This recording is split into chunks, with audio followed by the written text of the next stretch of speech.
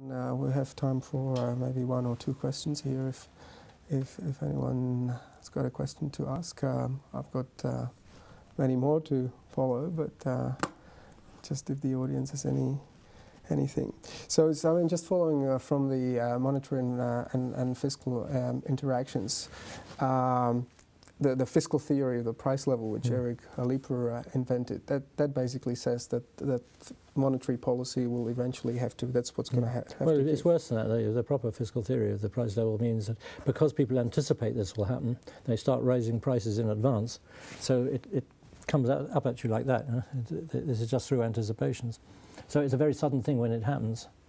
This is different from the kind of fiscal crisis we were talking about before, which is being handled through risk premium on the interest rates and all the rest of it. This is, the assumption is that the numbers don't quite match up to what I expect here, but one of the worst countries, worst affected countries is Japan.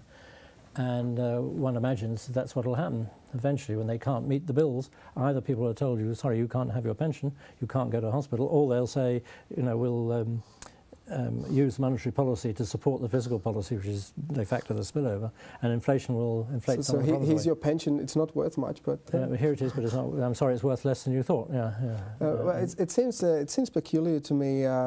Many countries have been contemplating reforms, fiscal reforms. One of the suggestions is to have an individual saving account through a private pension fund, and it's worked very well in Australia. The superannuation system. It's really taken the pressure of the public budget. And many countries, I mean, where I come from, Czech Republic, people are very, very much afraid of investing through private funds, that, you know, these may go bankrupt. Now, given these numbers, it seems a lot more likely to me that the government will actually have to renege. That's probably true on the promises. It's probably true. A private fund. And of course, it raises a thing too big to fail yet again. You know, you have a big pension fund which is private, and it's threatening to go bankrupt. What does the government do? It takes it over rather than have pensioners on the street.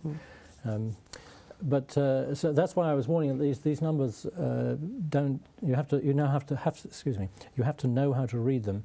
I mean, I do know the UK position on that, and they also privatised under Mrs. Thatcher quite a long time ago. So although they have the high dependency ratio, there's the numbers of people. In terms of pounds, it's much less of a problem than for the other ones, because most people are on private pensions, and it depends what's happened in the markets. People, of course, may get annoyed with that because they thought they were going to get a pension of such and such a size, and they only get half of it because the markets crashed at that point. So that's another way out of it. The other way out of it in the Netherlands, which I also have experience of since I lived there for a while, is they just cut back on the entitlements. So when I went there, the pension plan would have been that I would have got 90% of my last salary. Actually, I left when I was, 33 or something. They would project what that last salary would be at 65 and then give me 90% of it. Now I don't think they project it, and nor do they give 90%. So in other words, they've cut back on the entitlements so that the liabilities aren't as big as they might otherwise have been. So there are various ways of dealing with it, and again, like a lot of these things, not nice. None of them nice. The question is whether you want to have something of a pension or no pension at all. Okay, well, thank you very much, Andrew. We have a question here. Andrew, the undergraduate textbook that I learnt international monetary economics out of by Lawrence Copeland these days at Cardiff Business Schools. Yes, indeed. In his chapter on the theory of optimal currency areas, uses Scotland as a case study. Now, needless to say, there's obviously been huge movements against going into the Eurozone in the UK. I've sensed this from my interaction with academics in English universities. I presume there's a similar sentiment north of the border. Against the backdrop of a lot of small European nations being really keen to join the Eurozone, among other things on the basis that perhaps they're too small to sustain their own currency area. So what's your take on what possible monetary arrangements there you might find in an independent Scotland? It's interesting you should ask, because there will be a paper appearing not so very far ahead which says, having gone through all the optimal currency area arguments, it's probably of an economy of Scotland's size not wise to have your own currency, at least not immediately. There is no reason why you shouldn't have it in principle, But of course you have to build up a reputation for good management and credible policies and all the rest of it. So there would have to be at the least a considerable transition period.